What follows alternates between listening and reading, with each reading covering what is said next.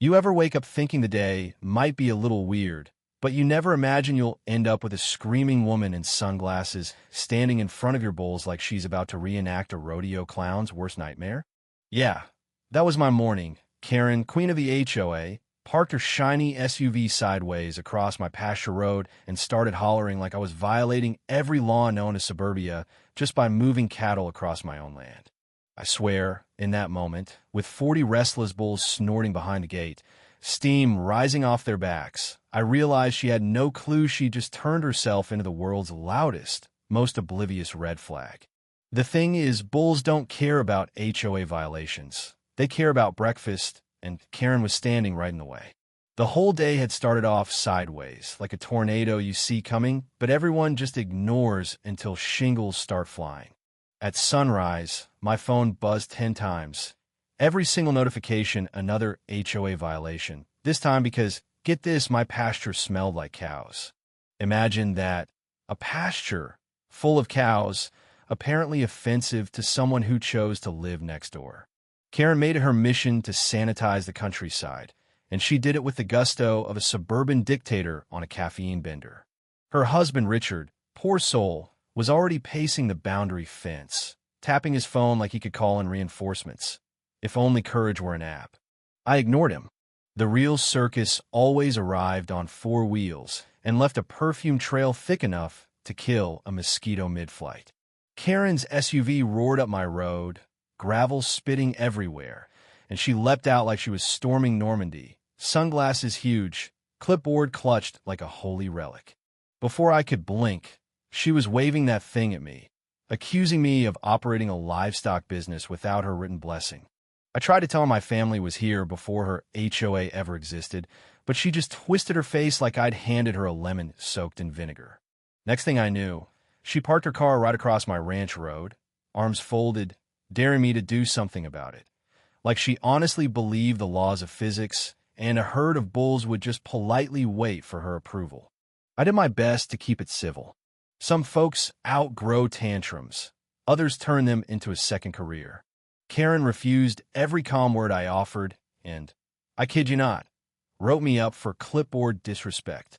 She said nothing, absolutely nothing, was moving down that road until the HOA board, her personal cult, decided if bulls were even allowed within a mile of her precious grass. The same grass, by the way, that's never seen a single visitor who wasn't there to complain. I stood there, watching her like a toddler with a fork near a socket. Should I step in, or let her learn the hard way? Meanwhile, the bulls behind me were getting cranky, their bellows rolling over the fields, 40 tons of muscle pawing at the dirt, dust swirling, waiting for their turn to move. My ranch hands radioed, asking why the drive was stalled. I almost told them, because an HOA tyrant is holding my cattle hostage, but instead just said, traffic jam. And then, because she's got the self-preservation instincts of a YouTube daredevil, Karen actually called the sheriff. The irony? I'd already called them 10 minutes earlier. Her blocking my road was a real violation. So, there she was, reporting a crime while committing it.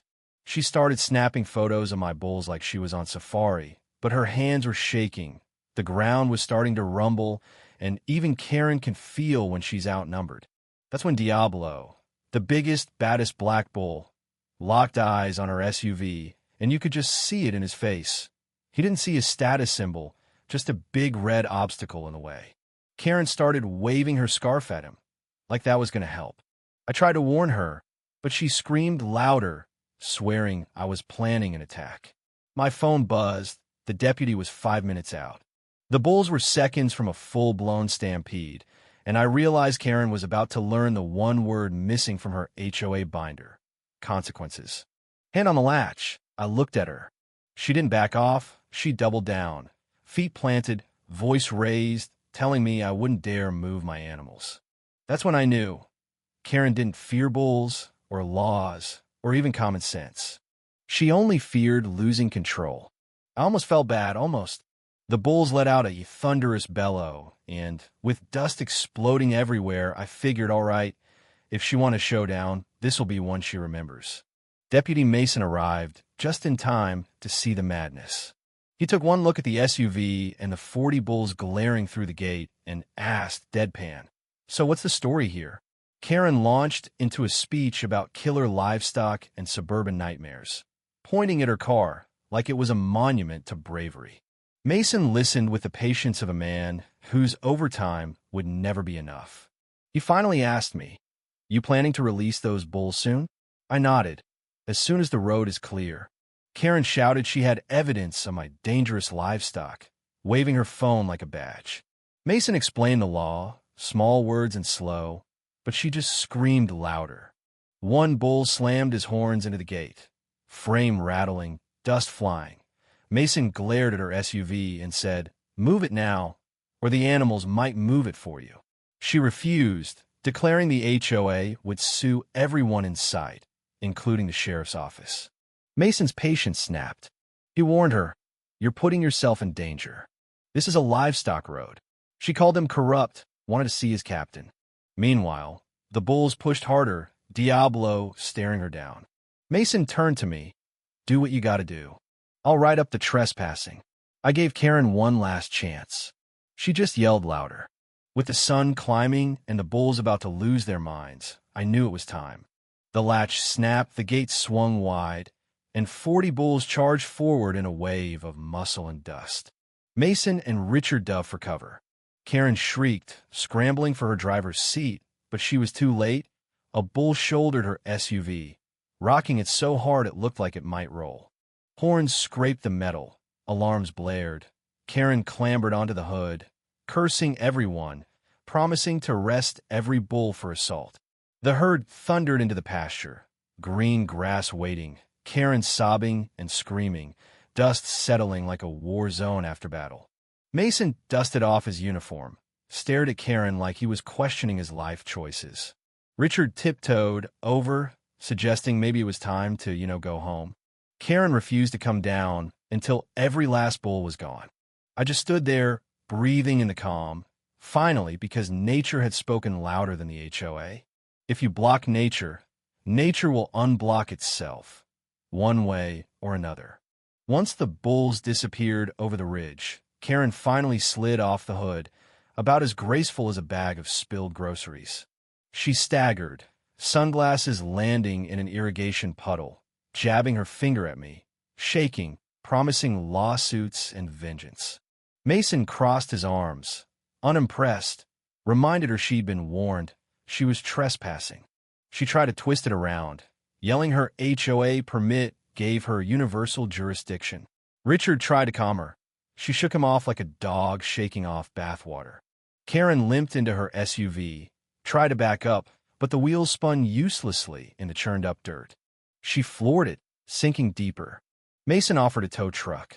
She demanded the sheriff use official equipment. He just shook his head. In the end, she left in the cruiser, still yelling at me through the window, swearing she'd win. I watched her go, finally letting out a laugh, because honestly, it was so absurd you couldn't make it up. You'd think that would be the end, right? Not a chance. 2 hours later, my inbox was full of emails from Karen. Fines for noise pollution, scenic view violations, you name it. The HOA president, also Karen, just different signature, issued a formal complaint. Bulls crossed the community aesthetic zone. I printed it out, set it on the table. My lawyer Carter called, laughing. She just gave you a stronger case than ever. He wanted a counterclaim for harassment, maybe even obstruction. Just as I thought things might settle, my ranch hands radioed. Diablo and 3 bulls hadn't returned, last seen near the community trail. I jumped on the ATV, adrenaline surging, mind racing with worst-case scenarios. Sure enough, I found Karen gathering neighbors, yelling that my bulls had escaped intentionally, that they were stalking the HOA. One neighbor suggested, gently, that maybe we let the rancher handle it. Karen snapped at him, warning the bulls would devour rose gardens. Mason showed up, exhausted, and, seeing the bulls calm around me, finally ordered the crowd to disperse. Karen insisted on being arrested for bull negligence. You can't make this stuff up. That night, after all the drama, I paced the porch, flashlight in hand, gut tight. I'd seen Karen's kind of crazy before, but never this determined. Around midnight, I saw silhouettes, Karen and a crew, bolt cutters in hand, trying to cut the fence and blame me for an escape.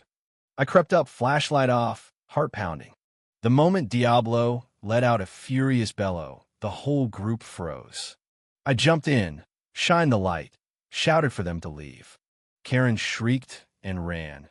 Mason roared up in his cruiser. Deputies cuffed a couple of them, and Karen howled about psychological warfare via bulls. Mason told her she was under arrest for property destruction and animal endangerment. She screamed betrayal.